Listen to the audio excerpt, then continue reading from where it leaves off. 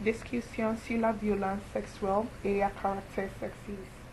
Cette classe contient trois champs de recherche très essentiels et il est pertinent de savoir si les questions relatives aux problèmes sexuels ou sexistes sont abordées dans ces documents et si tel est le cas, lesquels.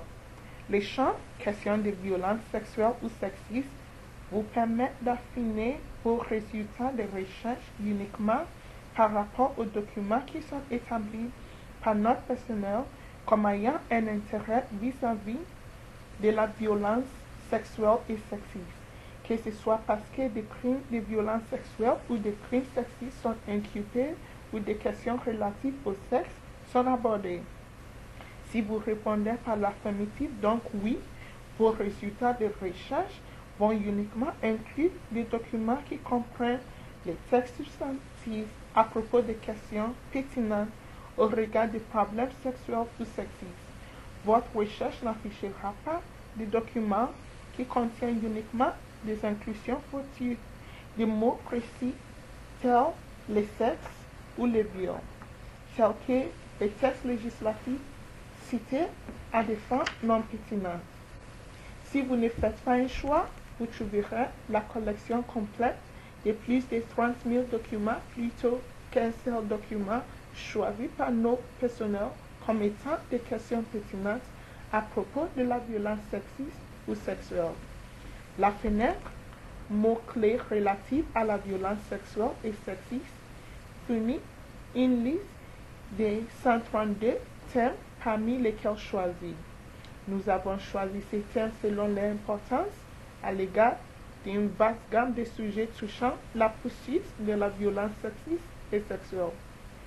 La plupart de ces mots sont liés aux qualifications juridiques d'un crime, tels que les viols génocidaires.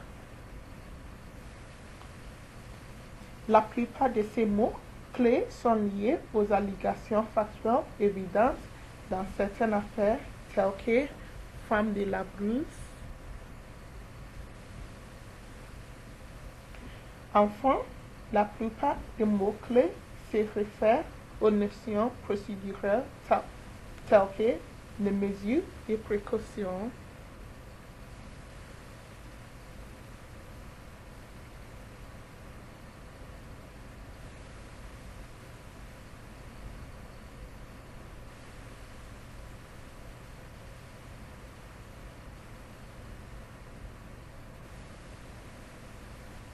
mesures protectives, qui se réfèrent quant à elles aux précautions prises par les tribunaux afin de protéger les témoins devant les tribunaux ou corroboration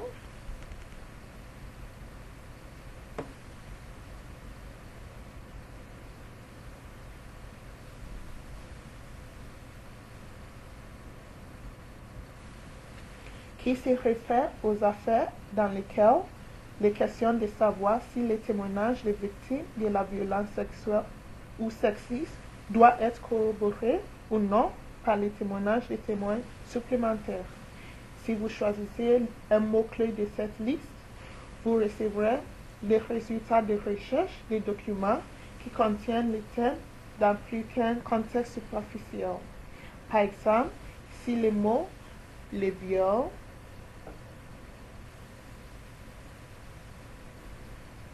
apparaît dans un bas de notes citant les textes législatifs qui affichent plusieurs crimes mais qu'il n'y a aucune preuve de viol dans l'affaire ou une discussion substantive de viol dans un document, nous ne balisons ou codifions les documents pour les mots viol.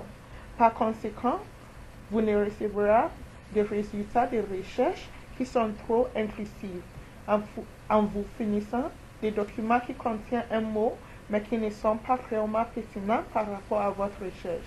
En même temps, si un document parle d'un concept mais n'utilise pas les mots exacts des mots-clés spécifiques, la section de notes expliquera les termes utilisés et les mots-clés analogues et donc vous pouvez toujours voir les documents pertinents à votre recherche.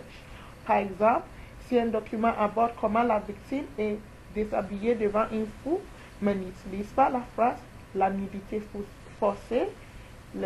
Les sections des notes pour ces documents expliqueront cette distinction en matière de terminologie. Description et l'expertise de la violence sexuelle.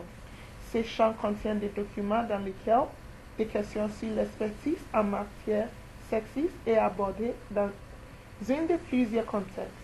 Par exemple, si un témoin expert atteste devant le tribunal sur une question liée au traumatisme subi par la victime à l'égard de l'expérience sur la violence sexuelle, nous allons codifier les documents qui discutent le témoignage comme un oui pour ces champs.